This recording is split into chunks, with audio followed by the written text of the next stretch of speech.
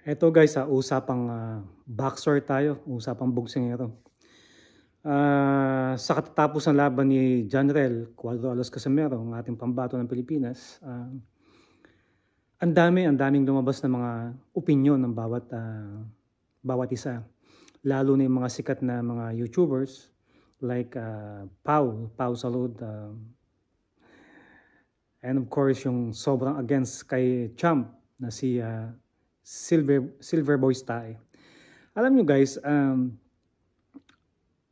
kung hindi rin makakabuti yung sasabihin natin sa mga boxers natin, wag na lang tayo mag-comment. Sana isipin natin yung makakatulong sa kanila kasi hindi biro yung pinasok nilang sports. And alam nyo guys na napanood ko yung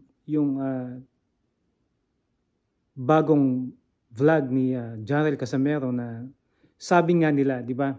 Pinipilit, ang dami nagsasabi na palitan daw si Jason Casimero, ang kanyang head trainer, head coach. Well, alam nyo, tandem na magkapatid dyan eh. Tama nga sinabi ni Champ na mula nung nagtandem sila, mula nung hinawakan siya ni Jason Casimero, hanggang ngayon guys, hindi pa sila natatalo. So, alam nyo, anong mali? Anong mali doon? Di ba? Pwede tayong mag-suggest kung ano pang pwedeng i-build up sa training, kung anong pwedeng idagdag. Pero kung tatanggalin si Jason Casimero, ang laking bagay sa magkapatid. Number one, sa ating bansa, magkapatid, sisikat sa larangan ng boxing.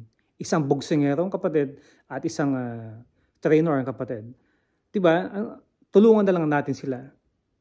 Wag natin pintasan o magbato tayo ng mga alanganin salita na ikakasama. 'Di ba? Hindi tayo nakakatulong sa kapwa. Hindi tayo nakakatulong. Talagang sikat lang talaga si Champ. Sikat lang. Siguro ang kulang, kung sabihin natin na conditioning, 'yun, pwede tayo mag-suggest. Pero 'di ba sabi nga niya, mula nung nag-partner ang magkapatid, hanggang ngayon hindi pa sila natatalo. Diba? Ang dami mga YouTubers, isa rin ako doon ang dami na makapag-vlog lang sabi niya, kung wala kang knowledge sa boxing, huwag ka na lang mag-comment. Huwag ka na lang magsabi. 'Di ba? Itigil mo 'yan. 'Di ba? Kasi hindi nakakatulong sa isang boksingero 'yan na ang tinataya ay buhay. At ang number one tinataya, guys, alam nyo yun, bandila ng Pilipinas. Di ba? Siguro, isasuggest lang natin na magdagdag, conditioning, nutrition, pero yung tandem na magkapatid, yun na yun eh. Di ba? Ilang years na sila magkasama na hanggang ngayon hindi pa natatalo si Janrel Casimero, ang ating pambata. Nakita nyo guys, itong si Janrel, may pusong Pilipino. May pusong mahirap. Nakita niyo yung ginawa niya sa kanyang barangay, sa kanya, di ba? Nagbigay, ngayon, bumili siya ng 100 na kaba na bigas. Di ba? Kung iniisip nila, yung sarili lang nila, supply na yun for how many years na, guys?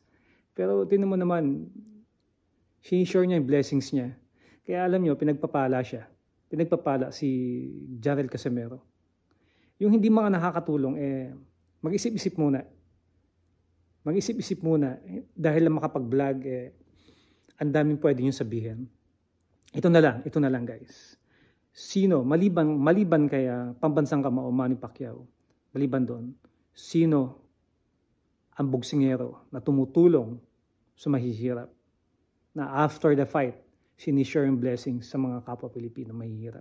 Magbigay kayo from, I don't know, from Nonito Donaire, Magsayo, Tapales, sino pa ba mga boxer natin ngayon, yung pinipilit nyo na lumabas sa kanya, Martin. Alam nyo guys, fan ako ng mga Filipino boxer, pero isipin nyo mabuti, Martin versus Casimero, hilaw na hilaw pa si Martin para kay Casimero, hilaw na hilaw pa. I mean, magaling yung batang yun. Pero makikita nyo, yung sparring niya kay Fajardo, nakita nyo kung paano siya nasaktan. And then yung last fight ni Martin, di ba, nahirapan siya. Wala pa siya sa kalibre ni Janriel Casimero, ni Cuatro Alas. Wala pa. Siguro, maybe after mga 3 to 4 years from now, lumaban muna siya sa mga ibang fighters sa labas ng bansa. Pero hindi pa niya ka-level si Janriel Casimero. Yun ang totoo. Kaya sana bago kayo magbato, para lang sa views, pag-isipan nyo. Lalo kung wala naman kayong knowledge sa boxing. Madali mag-training, madali mag-jogging, madali mag-boxing, madali mag-shadow boxing on your own. Pero yung makipag-sparring ka, hindi ganun kadali. Lalo pa, pag lumalaban ka sa ring. Ang daming naghahangad, guys. Ang dami. Na maging professional boxer, at the same time maging world champion na katulad ni Manny Pacquiao, na Nonito Donaire, Janriel Casimero, Magsayo, Donnie Ahasniete. Ang dami nating boxer. Pero iilan-ilan lang kung makikita nyo. Iilan-ilan lang ang naging world champion. At sa ngayon ay wala na. Yun guys, real talk tayo. Sa ngayon wala na. Sino na lang ba ang lumalaban ngayon for the title fight? Tapales yan. Pero hindi natin alam kung sana manalo siya. Diba? Kasi kawa Pilipino natin yan, suportahan natin. Nonito Donaire is 4 division world champion. Pero yun 41 na siya. Janriel Casimero guys is only 34 years old. Nasa prime pa yan eh. Diba? Makikita natin ang laro ng isang Janriel Casimero. Exciting guys. Parang alam mo yun, ang galing niya manghatak ng mga tao, ng mga fan. Sana suportahan natin. Yung mga kilalang mga YouTuber dito sa Pilipinas, sana wag maging bias. Yes, karapatan naman natin mag-komento. Individual karapatan natin yan eh.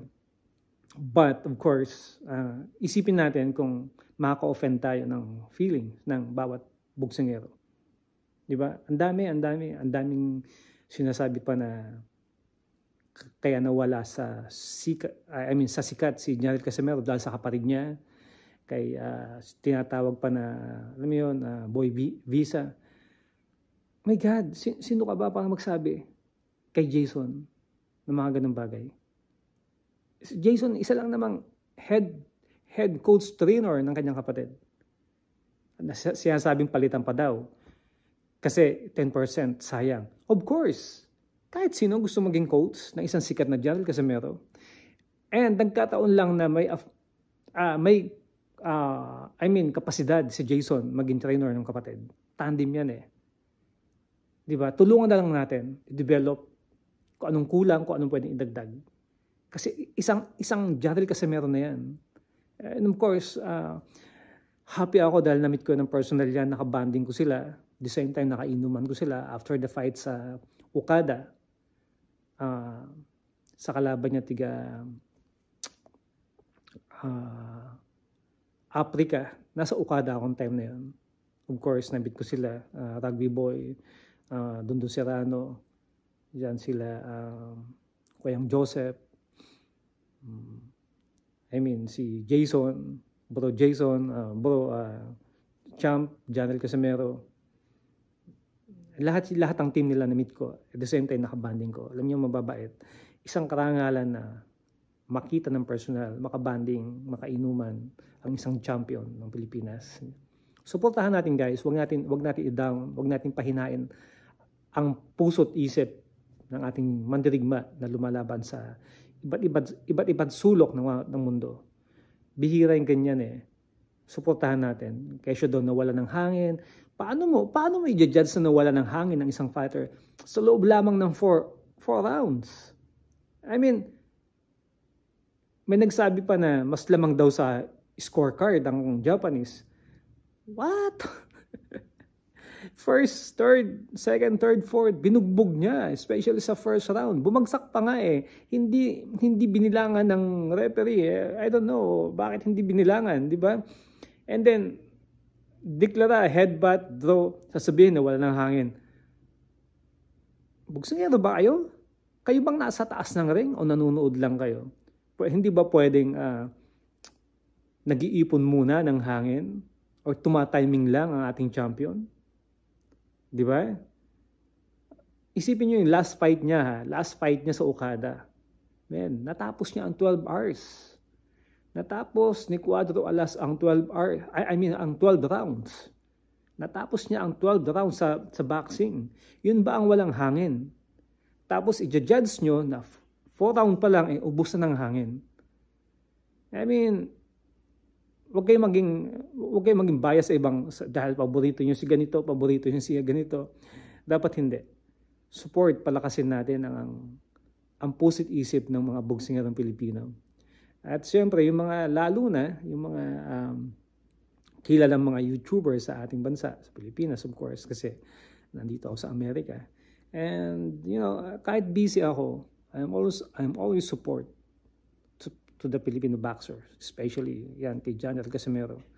And sana yan magtulong-tulong tayo na palakasin natin more support sa mga boksingero natin.